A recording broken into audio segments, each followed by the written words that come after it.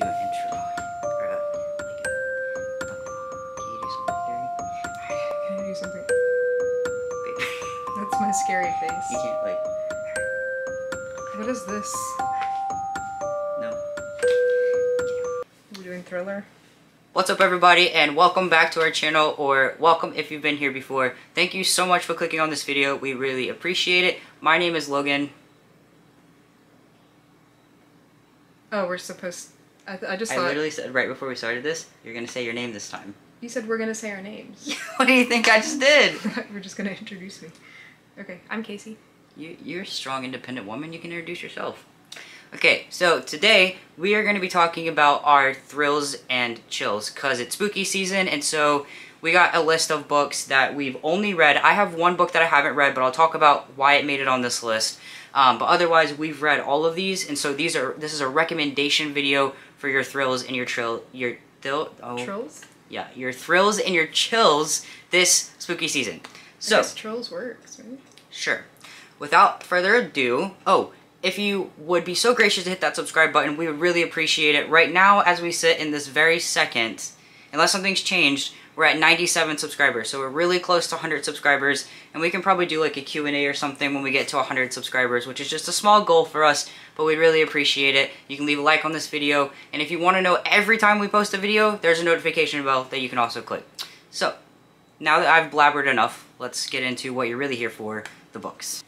Okay, so quick disclaimer, I don't read a lot of horror. I am getting into horror slowly, but she has more experience in that. So we thought to combine these twos, I'm doing the thrillers, and she's doing the horror books. It is called The Troop. It is by the author Nick Cutter. It's definitely actually probably within maybe my top 5 books, paper books. You do really like that book. Yeah, and essentially it's a commentary on the weight loss industry in America. I believe it's in America. It takes place on an island off of either like Seattle or Vancouver. They're close together, so I can't remember.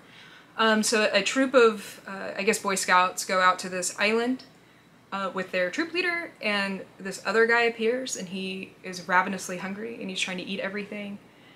And you find out pretty quickly, I don't think this is a spoiler, that he's essentially infested with parasitic worms that multiply very quickly and are also easily contagious. Yeah, very contagious. So, and they require you. They eat your body and things to the point where you. Yeah, it's very contagious, or they're very contagious, and they cause the person who's infected to become ravenously hungry because they're eating off the body. And yeah, so it's very good body horror if you like gross things. Trigger warning. There is a particular scene of animal cruelty. I had to skim past it because that's like one thing that does get me. It's also very, very, very gruesomely gory. And it's definitely body horror, so be expected to feel pretty uncomfortable. So if some of those things are your buzzwords, like body horror, gruesome, parasites, island atmosphere, then The Troop's probably for you. Yep. Alright. So my first book here is actually a book that I just finished recently, and I gave 5 stars. I loved this book. Actually, I talked about this in a few other videos. I'm trying to remember. I didn't do a whole review on it, but it's in my last wrap-up, I think. I don't know. There's another video on it somewhere. But anyway, it's In My Dreams, I Hold a Knife by Ashley Weinstead. This is a very, very good novel. It is dark academia, and it's basically about a group of friends who met in college, and they all come from very different backgrounds. And basically there's a lot of secrets between them because you can't have a thriller without there being drama and secrets. It's just not possible. And then also you have to have somebody who dies. So when they're in college, one of their friends is murdered and they don't know who did it. Well, it takes place alternating between the past and the present. And so I really like dual timelines, but if that's not something you like, then this book definitely isn't for you because it goes back and forth. Like, it'll go forward, then really far backwards, and then only a little bit backwards, and then it's like, you gotta hold on. It's a wild ride, but it's really good. So basically, you know by the description of the book that one of the 6 of them is the one who killed their friend when they were in college before. But they all come back for homecoming weekend, and basically they just sort it all out, and you figure out who did it and why they did it. And it's just really good. Definitely is a thriller. I would really recommend it for spooky season. You can only get it in hardback right now because it just came out, but if you're willing to spend the extra money, it's definitely worth it. That's In My Dreams, I Hold a Knife. Okay, my next pick is called The Hunger by Alma Kutsu. It is essentially her take on the, God, what was that expedition called? Out to Oregon, where they ate people. Donner. The Donner Party, yeah. Yeah, so... that expedition where they went to Oregon and they ate people. Well, they were on the Oregon Trail. I think they were trying to get to California. But it's the Donner Party, yeah. Yeah, so it's the Donner Party, and it's this kind of take on it, and it really blends in some cool American folklore. And that's all I'll say about it, because I think the whole point of the book is kind of unraveling why this is happening, so... Yeah, so for those of you who don't know, why don't you just quickly tell them what the Donner Party was? Yeah, so the Donner Party was a group of people who were trying to go from the east part of the country to the west.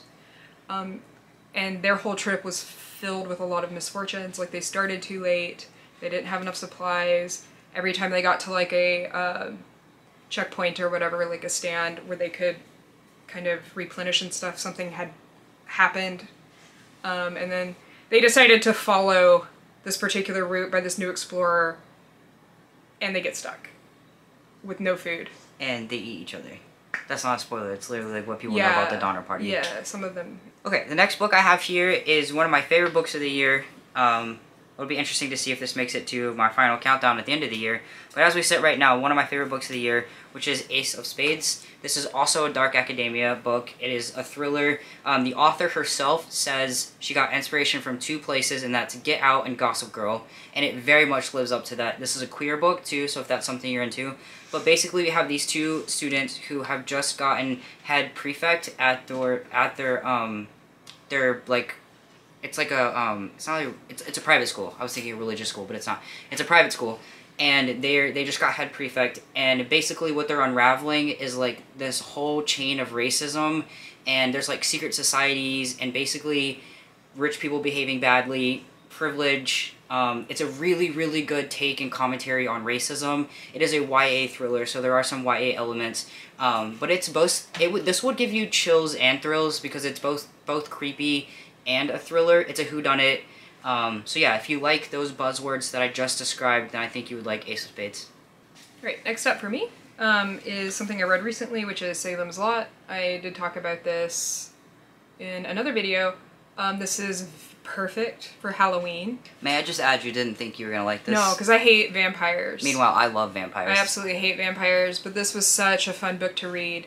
And it essentially I believe he's a writer, and he goes back to his... You know, I always have to laugh when there's a writer. Yeah, it's always like, a writer. I'm never going to stop laughing about that, but anyway. Yeah, so he goes back to his old kind of childhood home in Jerusalem's Lot, which they call Salem's Lot. And, yeah, some creepy stuff goes down. And the town's trying to figure out what's going on and why all these mysterious deaths happen. So, yeah. It's a huge book. It's not that bad. It's a huge book. What would you say are some of the common themes, like? Well, you have vampirism, and then you have, I mean, it's pretty much just vampirism. It's just a take on vampires? Essentially. Okay. Yeah, I mean, it's not, I mean, I guess there's some, like, critique or commentary, perhaps, but it was just fun. It's just a fun read. It has a really good atmosphere. It's very dark. You're just trying to figure out what's going on. And there's, like, this old house that these people move into. These two individuals move into, and nobody knows anything about them, and then shit goes down. So even if you don't like vampires, you could probably potentially still like Salem's Lot. Got great will. It's excellent. Cool. Excellent. Yep. It's actually going to be 2 books in one, but they're basically the same thing because one is a take on the other. But the first one I want to talk about is And Then There Are None by Agatha Christie, which, I mean, you know how much I love that book. I read it in high school. I read it in one night. I was supposed to read it over like a month, but I read it in one night because I loved it so much. I pushed that book onto anybody and everybody. And this is a take on And Then There Are None, but it's more modern. It's called The Guest List by Lucy Foley. And so I'll just quickly read you what the back says because I think that does a good job describing it. But it says, an exclusive wedding on a remote Irish island, the bride, the +1, the best man, the wedding planner, the bridesmaid. All have a secret, all have a motive, but only one is a murderer. It is so good. I even had my grandma read this, and she enjoyed it. I will say my favorite thing about this book, minus the thriller aspect, oh, and obviously someone ends up dead, because it's a thriller, that's a requirement. But the atmospheric writing in this is really good. It's not, like, flowery, but it's just, you really feel like you're on this remote island, and there's a storm. But also, this is told in multiple POVs and dual timelines, so I know that's not for everybody. But if you can put up with that, and you're a fan of Who Did It, or it's actually called Who Done It, but if you're a fan of Who Done It, and Then There Were None, then I would recommend The Guest List, and it's very good. It lived up to the hype for me, and I loved it. So my next pick is The Hellbound Heart by Clive Barker.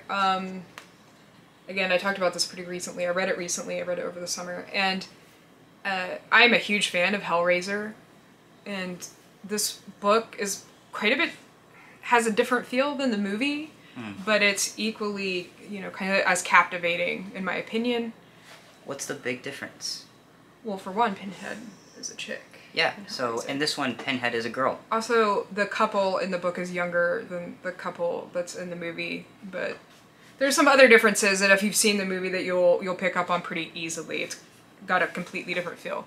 But essentially, a guy finds this cube that if he solves a puzzle on it, he'll open up his access to what he thinks are going to be the greatest pleasure. Of course. And essentially it sucks him into hell. And yeah, then of course. There's these things called Cenobites, which are essentially like hellish demons that actually were once human. I found that out last night when I watched Hellraiser 2.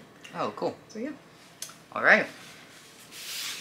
Okay, and lastly for me, this is a book that I really hope to get to soon. I'm going to buddy read it with one of my friends, Katie, that you guys hear me talk about all the time on the channel. Eventually she will make an appearance on here, I'm sure. But this is called, I actually heard about this on a podcast called Currently Reading, or was it Book Talk, etc.? I don't know. You go watch Currently Reading or Book Talk, etc., both very good reading podcasts. But it's called The Drowning Kind by Jennifer McMahon, and I have not read it yet, but I really hope to read it this month or at the very latest next month. But this is basically about, if you're afraid of water, I've heard from the podcast, you should not read this. The person who read it from the podcast does not get scared very easily, but she said that she has a hard time like looking at water now without thinking of this book because the imagery is so well written. But basically it's about a girl who's a social worker, and she's really worried about her sister who has some mental illnesses, and well, they think it's mental illness, but it's basically like people just keep drowning. That's all I'm going to say about it, because I feel like me, I want to go into this with as little as possible and just kind of discover my way through it. But it's supposed to be really scary, really creepy, water, drowning. I'm really excited, actually. Like, I'm really looking forward to this. Because my first horror kind of let me down a little bit. I wasn't a big fan. Yeah, you're... Yeah, it can only go up. Yeah, it keeps going down. Yeah. So my last one is actually a twofer. The first one I have is Her Body and Other Parties. It's written by Carmen Maria Machado. And it's just a book filled of multiple different stories. There's one about a writer, I believe, who goes and stays at like a camp or like a resort with a bunch of other artists and have some weird stuff happen. There's a commentary on weight and like femininity on a story called 8 Bites, which is essentially about like how this woman only allowed herself 8 bites every meal. Yeah. Wow. Because she does also discuss fat phobia and stuff like this also in here. Cool. So it's very good. I will say that there is one story that if you are triggered by domestic abuse, to stay away from. I believe it's the last story. I don't exactly remember, but it kind of goes through this whole idea of gaslighting somebody in a relationship that's highly abusive when the person romanticizing it, which I think is very relatable, but it can be triggering for people who are maybe healing from something like that. Yeah. Or it could be therapeutic, it just depends. That's a good point, yeah. And then the last one here, the second one, is Let's Play White, Kezia Burke. Again, she deals with themes of race, gender, disability. She deals with issues like race, gender, and disability. Class, all sorts of things, and like for instance, she talks about white appropriation of like Black culture in terms of like zombies, for instance. I never thought about that. I might like this. Yeah, it's pretty good. She has talks about this kid who is kind of receiving somewhat of bad treatment, who's autistic. and a person of color. So there's all sorts of things that are really pertinent to our society today. It's very good. Cool. Yeah, so those are our recommendations for you today. If you would like to see more of these, we have tons that we could do, but in an effort to keep this video at a viewable time frame, this is all we have for you today. But thank you so much for watching this video. Let us know in the comments if you've read any of these, or if you want to read any of these, or even give your own thrills and chills recommendations to us and anybody else who might be in the comments. As always, we really appreciate you all. Thank you so much for watching this video, and we'll see you in the next one. Bye. Bye.